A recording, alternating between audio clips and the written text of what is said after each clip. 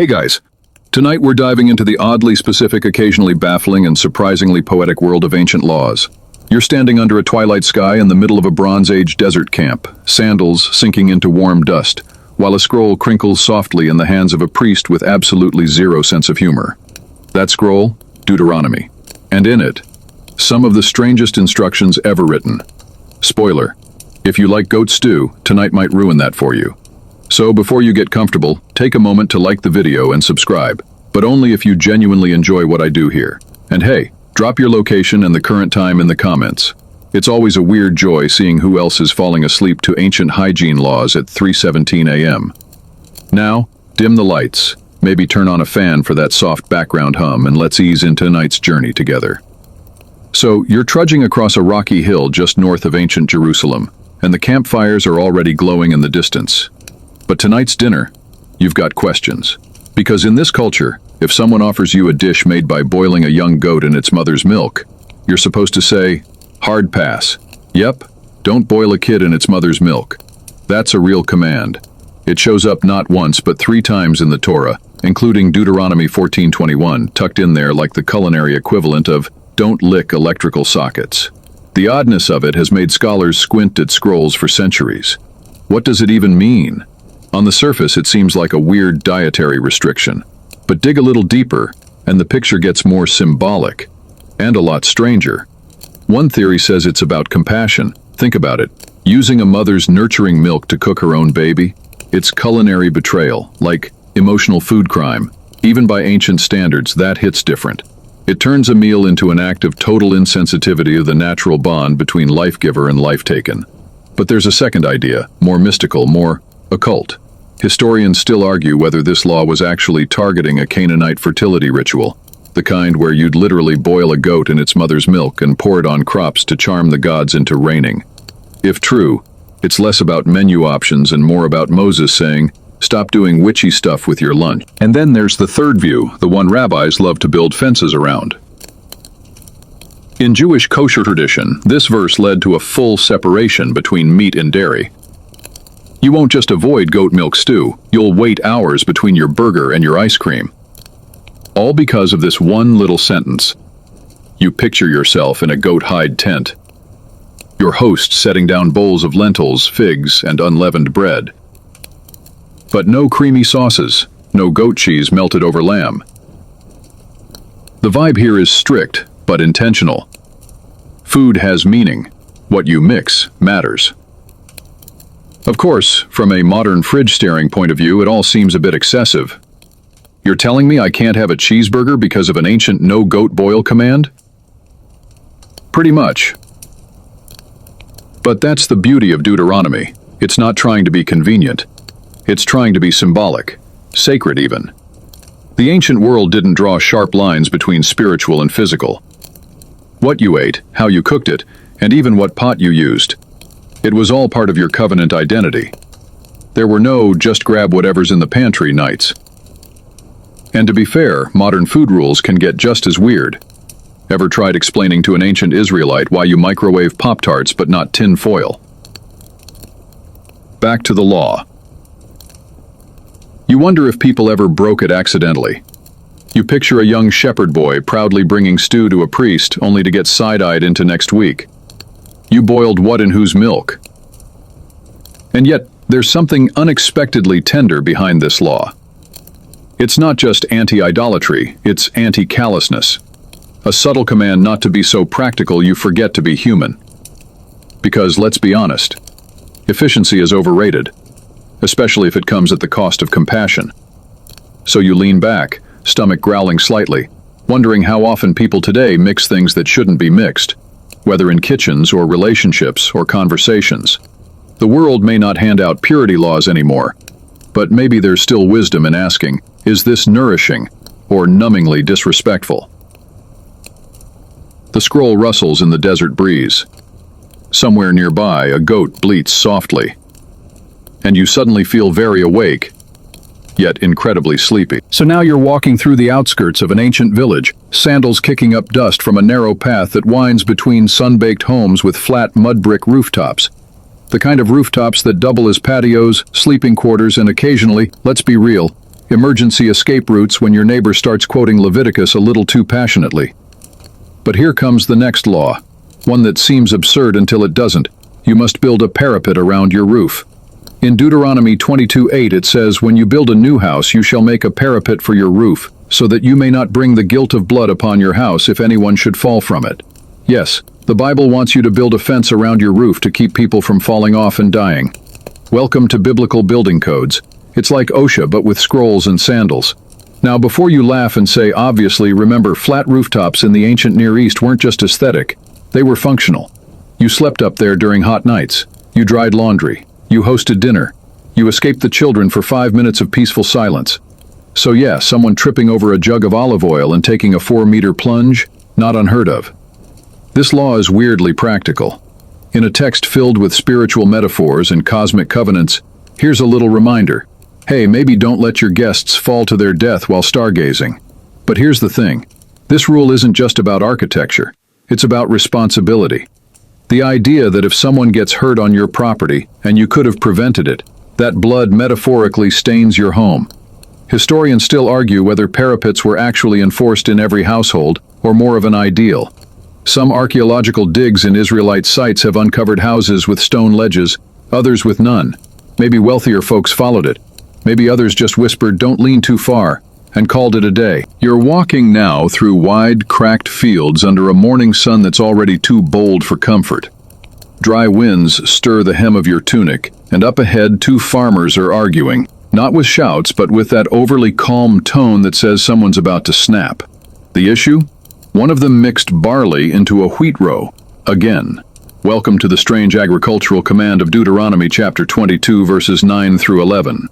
Don't mix your seeds.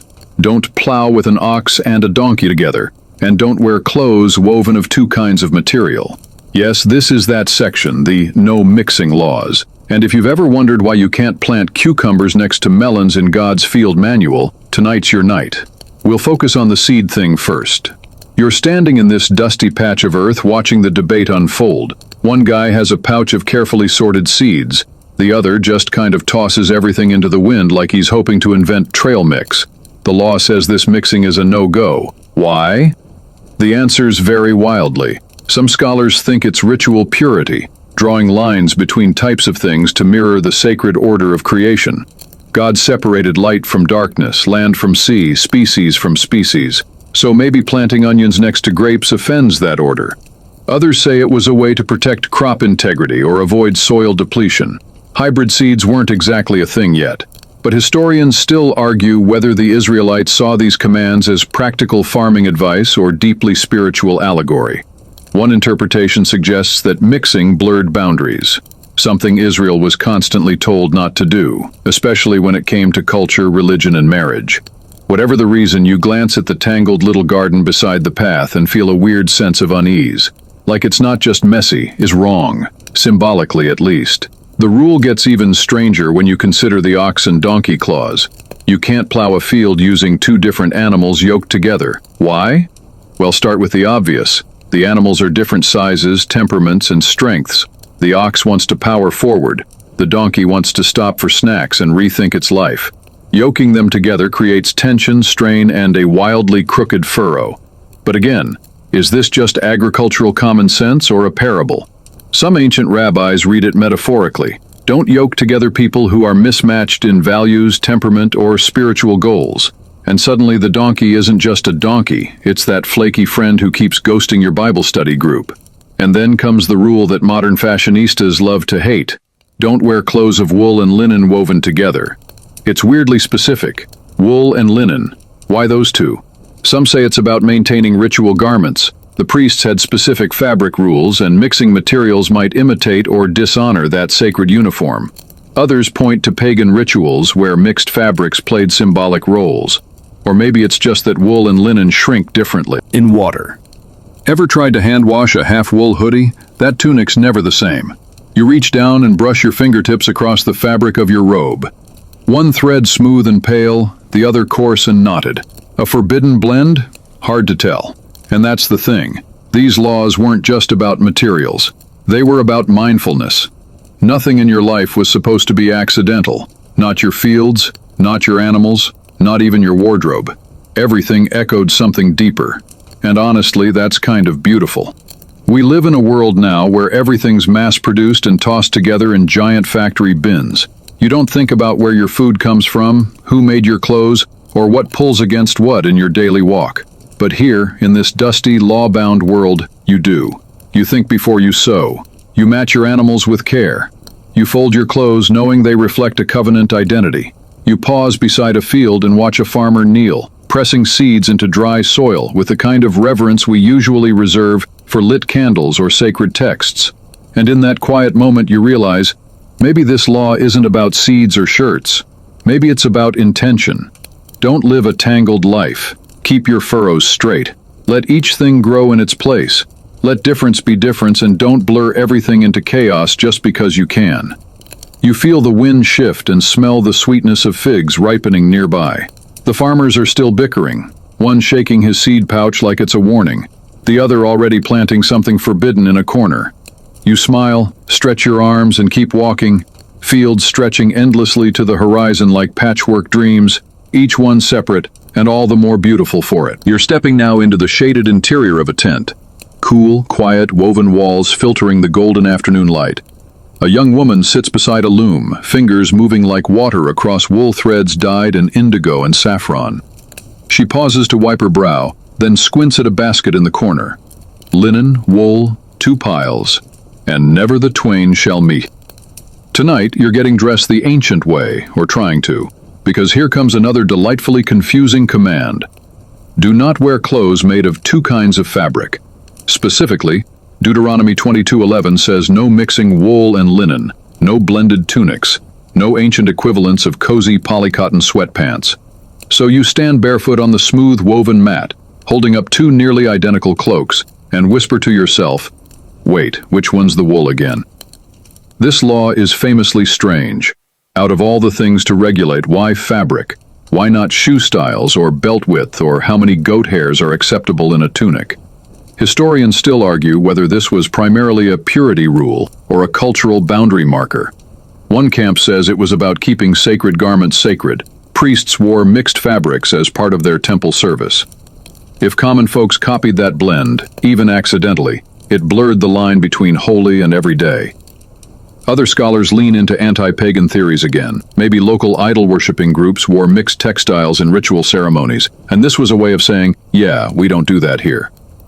But the everyday Israelite, they weren't dressing to impress. Their wardrobes were minimal, 2, maybe 3 outfits total. Clothes weren't fashion, they were identity, durability, and survival. If a garment ripped, you patched it. If it faded, you dyed it again. And if someone gave you a fancy blend from Egypt, you might hide it under your mat and pretend you'd never seen it. You imagine trying to explain this law to a modern audience.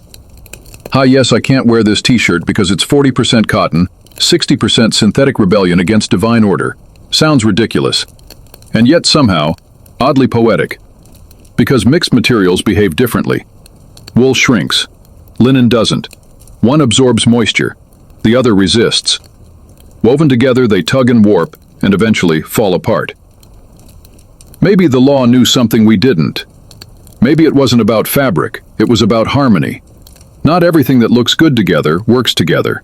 And that metaphor, you feel it settle like a gentle weight on your shoulders. You step outside the tent now, sunlight blazing across the hills. A man walks by in a plain tunic, rough and sun-bleached, but solid, durable, pure in material, and somehow in purpose too. You wonder if maybe that's what the law was getting at. Choose simplicity over sophistication. Choose clarity over complication. Of course, some rabbis in later centuries took this very seriously. Jewish law developed a whole system for identifying forbidden blends, down to the thread. There were wool detectors before there were metal detectors. And if you accidentally wore a forbidden mix, off it came. Still others pushed back. Was it the fabric that mattered, or the intention behind it? In some corners, people whispered that this law might have once been a practical one. Maybe linen and wool together just wore out too fast. Maybe it caused skin irritation in the hot sun. Maybe someone's great-uncle had a bad cloak experience and turned it into divine decree. Whatever the case, here it is, etched in ink, preserved for millennia, still read aloud in synagogues today. A clothing rule that never quite unravels all the way. You sit on a low stone wall and run your fingers along the hem of your tunic. Single thread weave, nothing fancy. But it does the job. Keeps you warm when it's cold, cool when it's hot. Uncomplicated. And you think, maybe the strangest laws aren't the ones that don't make sense. Maybe they're the ones that do once you sit with them long enough. Don't wear what doesn't hold together. Don't blend what bends in opposite directions. Choose garments and friendships and values that align from thread to thread. You hear the clatter of weaving tools from the tent again. Another day, another cloak. And somewhere in the distance a goat bleats, possibly in mixed fabric protest. You laugh softly, pull your hood over your head, and walk on, wrapped in simplicity and surprisingly grateful for it. You're strolling now past the village well just as the sun begins to slide behind the hills. Dust swirls low in the warm evening light, and a group of elders sits under a fig tree, talking in hushed, deliberate tones. One of them holds a scroll, another a smooth stone. A third just sighs and shakes his head. You inch a little closer. This is the law about stoning the rebellious son. Yes, that one. In Deuteronomy chapter 21, verses 18 through 21, you get one of the most jarring laws in the entire Torah. If a man has a stubborn and rebellious son who refuses to obey his parents, even after discipline, they can bring him to the elders, declare his defiance publicly, and then, well, the village stones him. So you sit on a low bench trying not to look too alarmed as the elder slowly reads the law aloud. Your first thought? Yikes. Your second? There's no way this actually happened. Historians still argue whether this was a symbolic law, a deterrent, or an enforceable command. There's no clear historical record of it being carried out. Some rabbis in the Talmud even agreed, famously declaring that there never was and never will be such a case, because the conditions were so strict that it was practically impossible to fulfill. You picture it. A teenage boy, refusing to work in the vineyard, skipping prayer, maybe sneaking fermented pomegranate juice behind the stable. Mom and Dad throw their hands up, drag him to the city gate and shout, "This son of ours is stubborn and rebellious. He will not obey our voice. He is a glutton and a drunkard." Cue every 13-year-old suddenly developing perfect manners. But let's pause. Because this law is more than just a nightmare bedtime story. It's tied into the structure of honor and shame in ancient Hebrew society. Parents weren't just caregivers. They were the first authority you encountered. Your respect for them reflected your respect for God, your tribe, and your community. Defiance wasn't just annoying. It was destabilizing. And the phrase glutton and drunkard, that wasn't about sneaking snacks. It implied violent rebellion, theft, and public disgrace. This wasn't about a sassy teen rolling his eyes. It was about someone who posed a real danger to the cohesion of a fragile, wandering society. Still, you tilt your head and wonder, couldn't they have, grounded him? Some scholars argue that the public nature of the punishment points to a larger goal, public accountability. It wasn't about killing your kid. It was about confronting disobedience as a community, out in the open, not behind closed doors. There's also a fringe theory that this law was deliberately written in such dramatic terms to shock the reader and prevent impulsive violence at home. After all, if you're tempted to strike your kid in anger, Deuteronomy essentially says, "Whoa, not so fast. There's a whole process you have to follow, involving elders and the town and testimonies. That's not rage, that's regulation." You sit with that for a moment. Imagine if every harsh parenting impulse had to go through a public village review first. How many of us would back down, breathe, and choose mercy? In that light, maybe the law is less about violence and more about slowing it down. You watch the elders nod thoughtfully as they fold the scroll. One of them scratches his beard and mutters something about how kids today have it easy. Another chuckles, clearly remembering his own rebellious phase. And suddenly it all feels more human, less terrifying, like a community still figuring out how to balance discipline with dignity. You rise from your seat and walk past a row of olive trees, the wind rustling their silvery leaves. Somewhere nearby, a boy laughs too loudly. His mother sighs. His father shakes his head. But no one reaches for stones. You breathe easier. Maybe that's the point. You find yourself now on a narrow trail outside the village, the kind that winds lazily between wild olive trees and scrubby underbrush. Your feet crunch over dry twigs, and above the sky melts into that perfect dusty lavender of early dusk. Up ahead there's a tree, low, crooked, and full of sound. Not the rustling of leaves, not the wind, it's chirping, rustling, flapping, a bird's nest. You slow down and look closer. Inside the branches, nestled between tufts of dry grass and downy fluff, is a mother bird sitting on her eggs, or maybe her chicks, you're not entirely sure which. But the law is.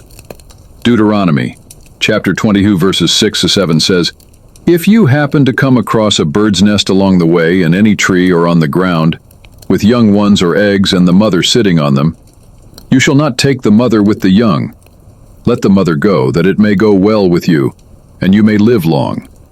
Yes, that's a commandment, a divine law, about bird-napping etiquette. And here's the kicker. It's the only law in the Torah that ends with a promise of long life besides, honor your father and mother. So basically, respect your mom and your mother bird. You blink at the nest and feel strangely reverent. The law seems simple enough. Don't take both the mother and her babies. If you're going to harvest eggs, fine.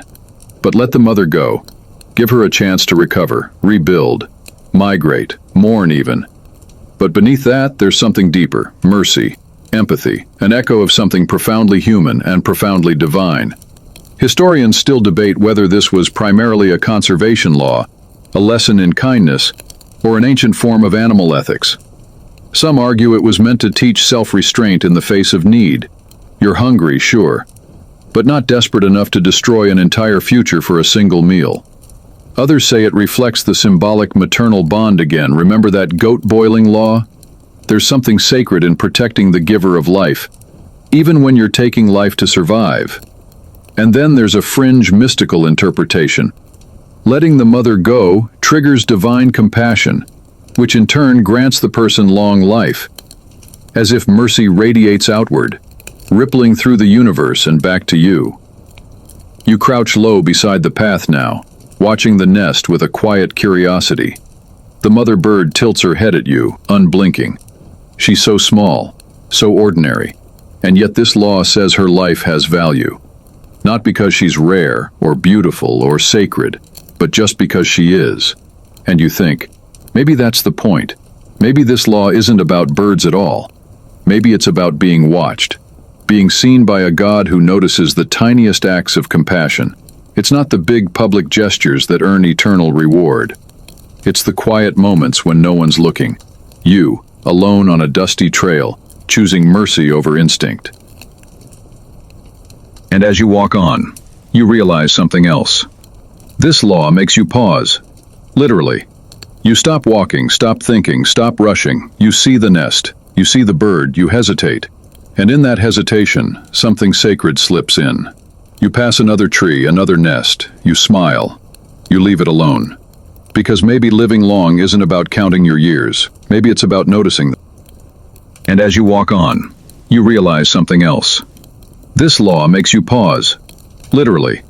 You stop walking, stop thinking, stop rushing. You see the nest, you see the bird, you hesitate. And in that hesitation, something sacred slips in. You pass another tree, another nest. You smile. You leave it alone. Because maybe living long isn't about counting your years. Maybe it's about noticing them. You stroll past another home, its rooftop already fenced in. And you start thinking about all the modern equivalents. Car seat laws, electrical codes, fire extinguishers in hallways. And maybe, just maybe, Deuteronomy was the first to say, love your neighbor enough to anticipate danger they can't see. You stop at a well, splash your face, and glance back at the fence. It's not fancy, just a few wooden slats lashed together. But it whispers of care, quiet, preemptive care. The kind of concern that doesn't wait for disaster to feel responsible. And here's where it gets interesting. Some ancient commentators stretch the idea further. If you have a dangerous dog, guard it.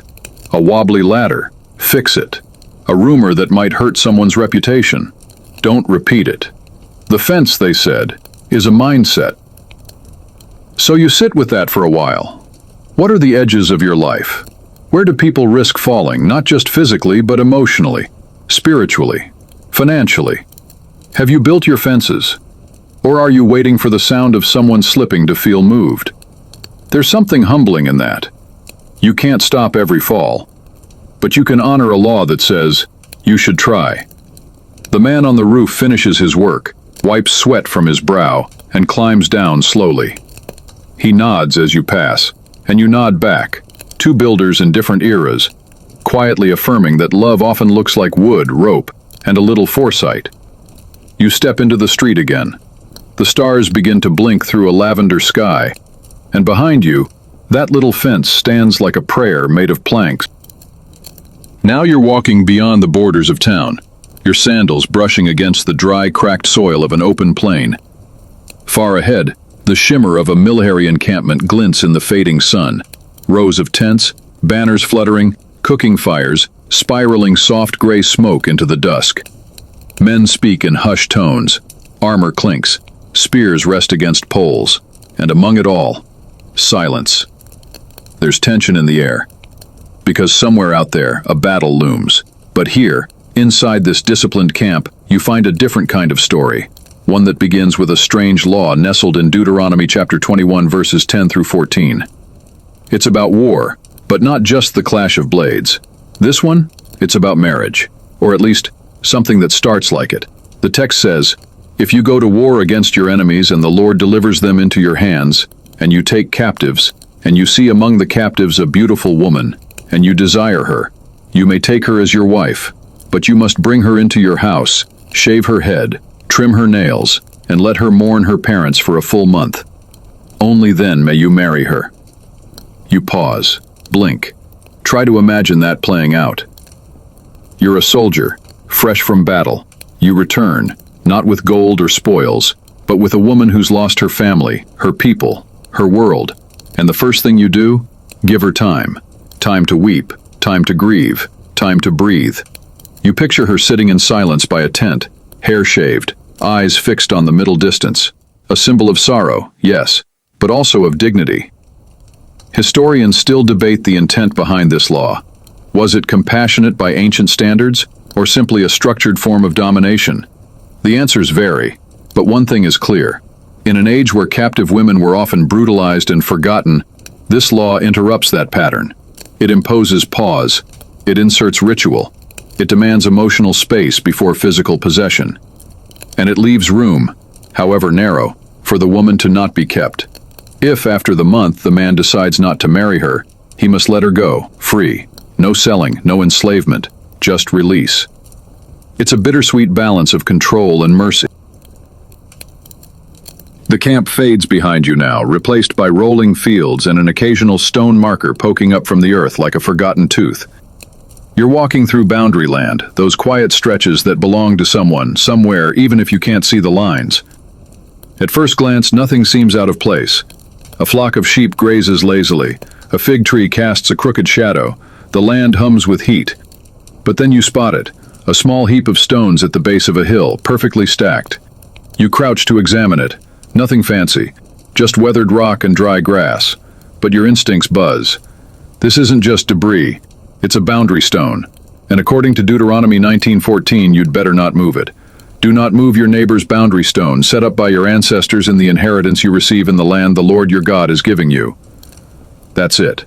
No flourish, no threat of fire from heaven, just a direct, quietly stern command. Don't mess with the lines. You might chuckle at first. It sounds like the ancient version of no trespassing. But you know better now. Every law here means more than it seems. Historians still argue whether this was about property, legacy, or deeper ethical boundaries. In the tribal world of ancient Israel, land wasn't just about economics, it was identity, inheritance, stability. And those stones, they were sacred symbols of fairness, survival, even divine promise. Move one and you weren't just stealing land. You were erasing stories. You walk a bit farther and imagine the temptation.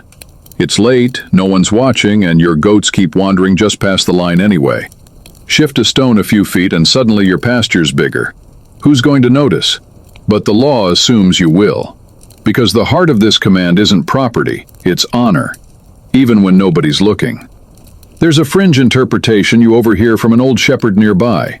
He tells you over a cup of diluted wine that moving boundary stones wasn't just theft, it was cursing the dead.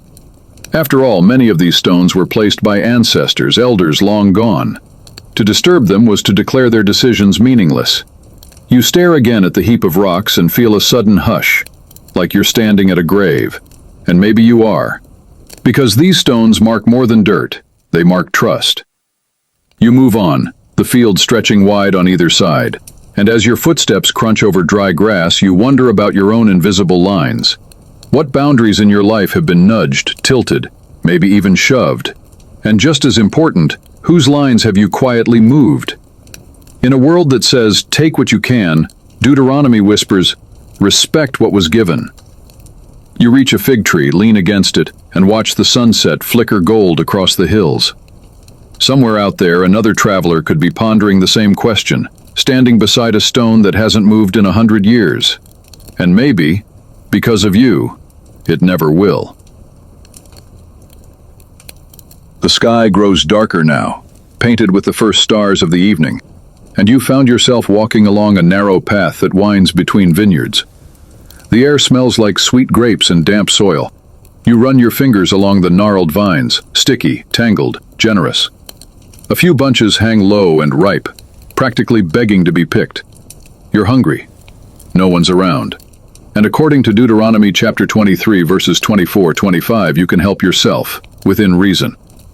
If you enter your neighbor's vineyard, you may eat your fill of grapes, but do not put any in your basket. If you enter your neighbor's grain field, you may pluck heads of grain with your hand, but do not use a sickle. You blink, almost surprised. That's a law? Turns out, yes. The Torah allows you to snack on someone else's crops, as long as you don't get greedy. No baskets, no sickles, just what your hands can carry, or more precisely, what your stomach can hold. You pluck a few grapes, taste the burst of tart sweet juice, and feel oddly righteous doing it. Because here's a law that assumes people get hungry. Travelers, wanderers, workers. It assumes need, and rather than punish it, it welcomes it. But only in proportion. Historians call this the field courtesy law. It balanced hospitality with protection of property. You could nourish yourself, but you couldn't exploit. It was the legal embodiment of that childhood phrase, take one, pass it on. And this wasn't unique to Israel. Ancient Mesopotamian texts have similar practices, though not all were so generous. The Torah goes further. It frames the land as shared, even while it's owned. And that makes you think, maybe it wasn't just about eating. Maybe it was about reminding you that nothing truly belongs to you forever. Not land, not grain, not grapes. Fringe scholars take it mystical, of course. One even suggests the law is an echo of Eden, a time when humans plucked fruit freely, without fear or shame. A world before greed. You keep walking and the road opens into a field of barley. The stalks are gold-tipped, rustling in a breeze that's finally cooled. Your hand brushes over the tops. You could harvest, just a few heads, right? But a sickle?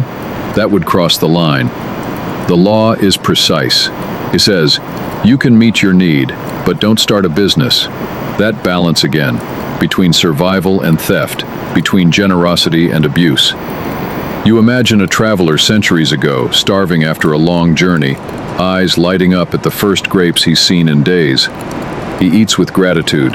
He moves on. He leaves the vines intact. And you picture another man, slick, smiling, sack under his robe, pretending to stroll while scooping handfuls into his basket. That guy? He's the reason the law gets specific.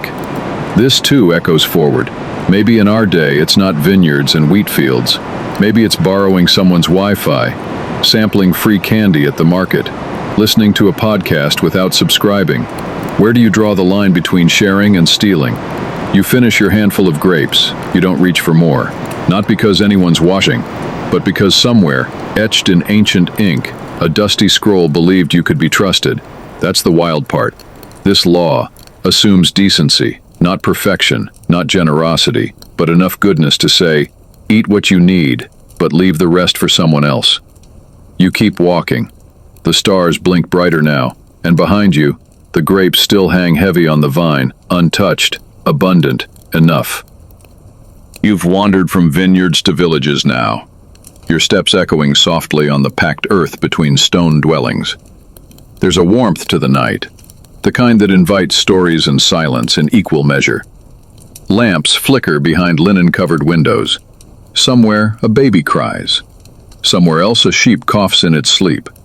And then you see it. Two men, one cloaked, the other wide-eyed. They stand by a doorway, voices hushed, urgent. And between them, barely visible in the shadows, a woman. You pause, unsure. But then the scene clicks into something familiar. This isn't just a domestic dispute. This is a marriage accusation. Deuteronomy chapter 22, verse 13 to 21 offers one of the most complex and controversial legal procedures in ancient Israel. The case of a man who accuses his wife of not being a virgin. Yes, really. It begins, if a man takes a wife and goes into her and then turns against her and accuses her of shameful conduct.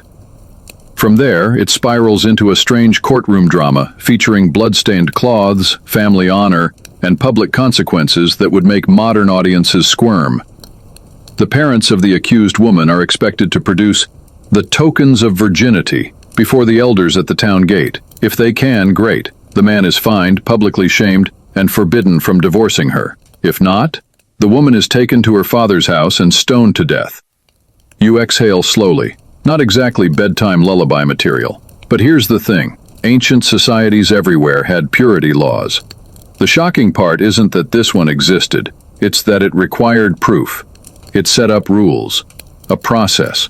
And strangely, that process could protect women from slander.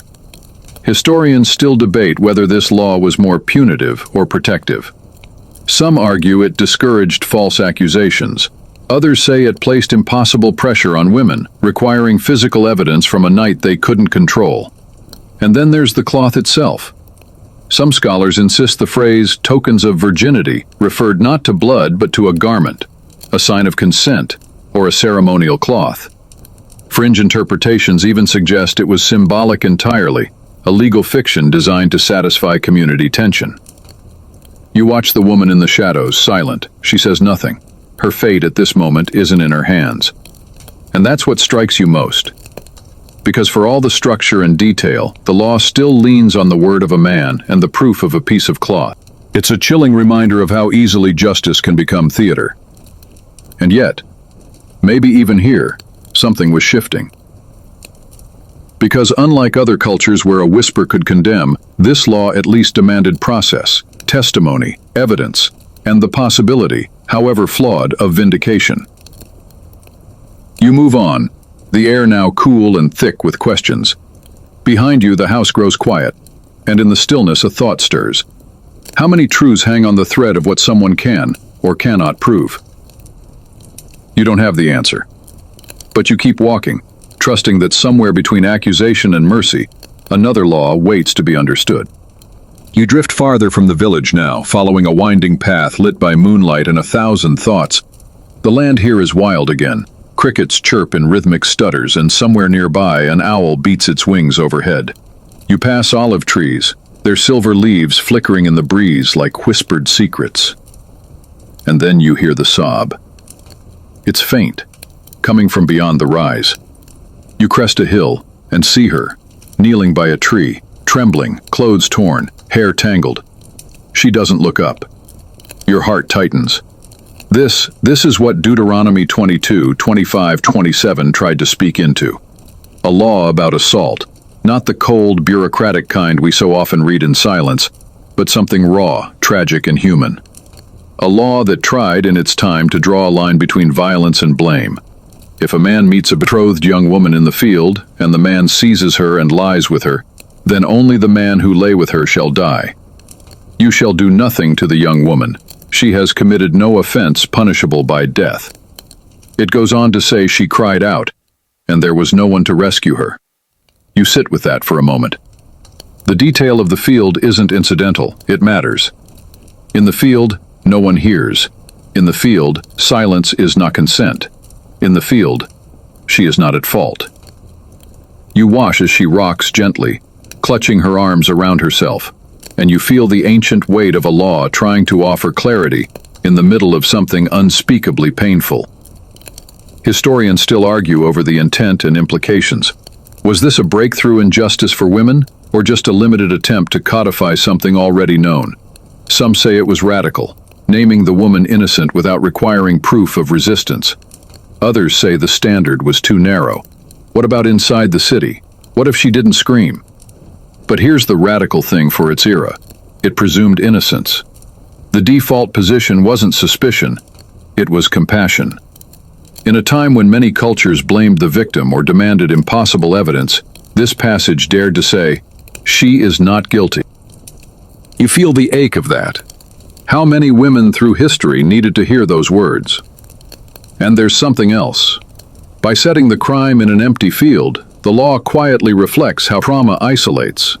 The silence, the space, the helplessness. It's not just about geography, it's about the soul. Fringe scholars even suggest the field became a metaphor in later Jewish thought, any place where injustice echoes unanswered, any heart left alone after violence. You stay a while longer, no stare, but simply to witness. She doesn't need fixing. She needs presence. Eventually, a figure appears from the trees, an older woman, gentle, quiet. She kneels beside the girl, wraps a shawl around her, says nothing, just holds space. You rise, not because you're needed, but because you're not. The law did what it could in a world still soaked in scars. And tonight, you honor that. As you walk away, the owl returns overhead. A hush falls again. And somewhere far behind you, two women sit in the quiet, and the law has done something rare. It has named the innocent. The stars begin to thin behind a veil of soft gray. Dawn is teasing the horizon. You descend from the olive hills and enter the outer edges of a larger town, where livestock stir in their pens and smoke curls sleepily from chimney vents.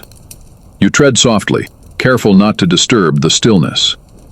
And then, on a stone bench beside a half-built wall, you see a man sleeping. His cloak is wrapped tight around him, his sandals tucked beneath. He's using a coarse outer garment as a makeshift blanket. One corner slips off his shoulder in the breeze. You recognize the image instantly. This is Deuteronomy chapter 24, verses 12 and 13, come to life. If a man is poor, do not go to sleep with his pledge in your possession. Return his cloak by sunset so that he may sleep in it.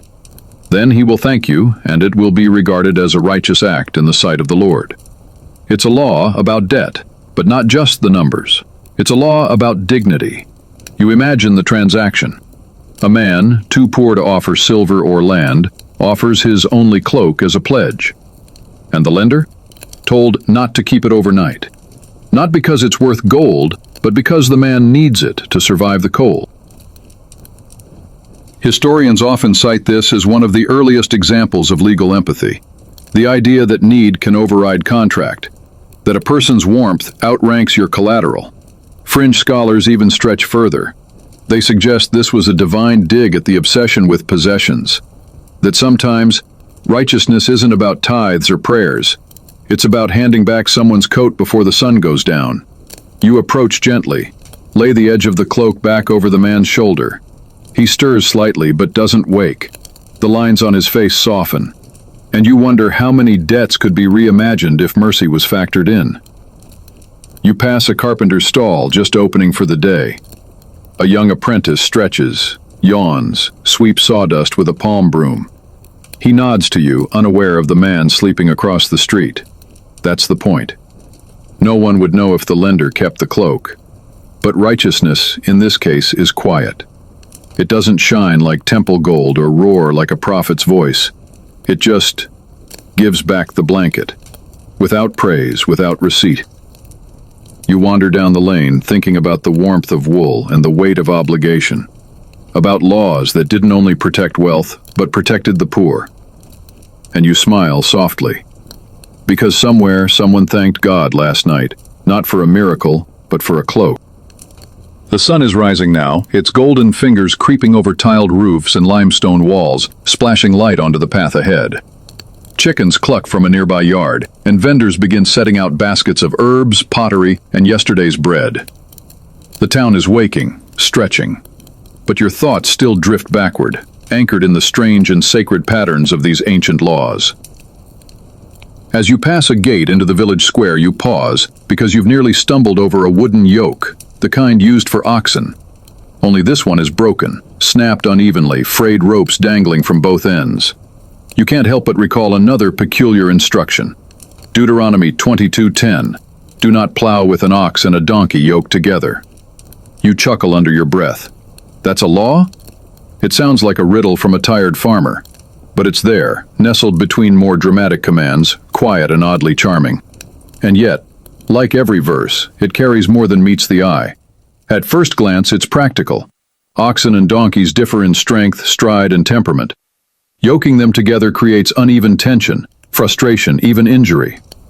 The plow zigzags, the work suffers, and both animals are strained. It's inefficient at best, cruel at worst. But step back, and the meaning deepens. This is about mismatch, about burdening the unequal with the same expectation, about recognizing that not everything, or everyone, should be forced to pull the same way. Historians note similar animal pairing prohibitions in Babylonian and Assyrian records, but the Hebrew framing is unique. It doesn't punish offenders, it simply prohibits, as though saying, this isn't just unwise, it's unkind. Fringe scholars, and yes, the fringe is always fascinating, link it to social harmony. They argue it's not about livestock, it's about justice, about relationships, about leadership, about not yoking together those who were never meant to carry the same weight. You imagine a mismatched pair, a tired donkey blinking against the sun, an anxious ox stamping in impatience, and suddenly it feels human. How often do we bind people together in ways that strain them? Expect identical results from wildly different strengths. You brush your hand across the broken yoke and think of your own burdens. Who have you been yoked to? And more importantly, was it ever fair? Someone nearby loads a basket onto a mule's back. The animal groans, shifts, accepts the weight, but only the weight it's built for. You step around the splintered yoke and smile. Even this tiny, strange rule, tucked deep in a scroll, reminds you, justice is not always about courtroom drama. Sometimes it's about farming, about fairness, about walking side by side only when your steps truly match. The morning has fully arrived now, soft golden sunlight coats the rooftops, and the breeze carries the scent of baking bread and warm earth. You meander toward the edge of the village, past small gardens and stone wells, and find yourself on a gentle rise overlooking fields dotted with workers and livestock. It's quiet here. You settle on a patch of sun-warmed grass, the final verses of Deuteronomy lingering in your thoughts. And then one peculiar law rises to the surface again, as if whispered from the soil itself. Deuteronomy 22:6 and 7. If you come across a bird's nest beside the road, either in a tree or on the ground, and the mother is sitting on the young or on the eggs, do not take the mother with the young. You may take the young, but be sure to let the mother go, so that it may go well with you and you may have a long life. You blink, replay it in your mind. A law? About birds? You glance around as if expecting a sparrow to flutter nearby in agreement. This isn't a law about temples or sacrifices. It's about a mother bird and her babies, and not hunting them recklessly. That's how the Torah closes its loop, with a whisper of gentleness. The command is simple but layered. Don't take the mother, let her go. Preserve the life giver, even as you take what you need. Show restraint, show mercy. And here's the odd thing. This law is tied directly to a blessing, so that it may go well with you, and you may have a long life. That phrase appears only a handful of times in all of Torah. Most often it's connected to honoring parents or keeping covenant. So why here? Why a bird? Historians are still puzzled. Some say it's a poetic echo, honoring the parent even in the animal kingdom.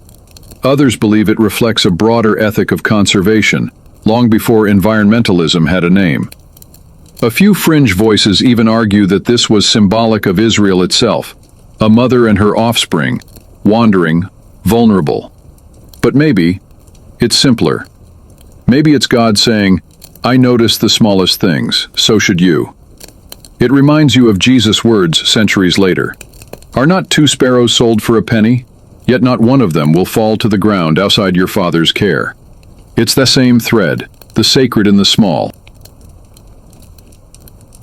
You lie back on the grass and watch the sky. A bird circles above, graceful, silent. And you think, the laws of Deuteronomy weren't always about punishment or purity or rituals. Sometimes they were about not taking everything just because you can, about leaving space for mercy, even when no one sees. The wind softens. You exhale. The journey through these laws has been strange, yes, uncomfortable at times, confusing, but also tender. Because within these ancient rules, these statutes etched into scrolls by trembling hands, you found the outline of something deeper. A God who sees the poor, the widow, the traveler, the worker, the wounded, even the bird. A law that, for all its sharp corners, still made room for softness. And now, before your breath slows and your eyes grow heavy, you ask yourself, what laws shape you when no one is watching? And what would happen if you let gentleness guide your justice? The grass is warm beneath you. The sky is still. And from somewhere in the distance, a bird sings, not loudly, but clearly. A final note of peace. You're still now. The road behind you is long, winding through vineyards, dusty gates, quiet fields, and scroll-marked laws. And yet, nothing felt rushed. Even the harshest verses, the strangest commands, were walked through slowly, each one revealing not just rules, but rhythms. A way of seeing the world with intention. That's what lingers now. Not just the stories, but the stillness between them. Maybe you didn't expect this journey to feel so human, to find laughter in mismatched oxen, tenderness in debt, mystery in linen tokens, a quiet kind of justice folded into daily things, like cloaks and birds and forgotten bread. But it's all there, waiting to be noticed. Just like you, right here, right now. So before you let sleep take you, before your breath deepens and the world softens into shadow, hold on to one thing. Even ancient laws, written for desert wanderers and village shepherds, can speak to your heart today. They speak softly, yes, but clearly. They remind you that holiness isn't always found in thunder or temple walls. Sometimes it lives in the act of letting a mother bird go, or in returning a cloak, or in stepping away from a field full of grapes, with only what you need. You're safe now, and the night is long enough. Close your eyes. Let the wind fold around you like parchment, and rest.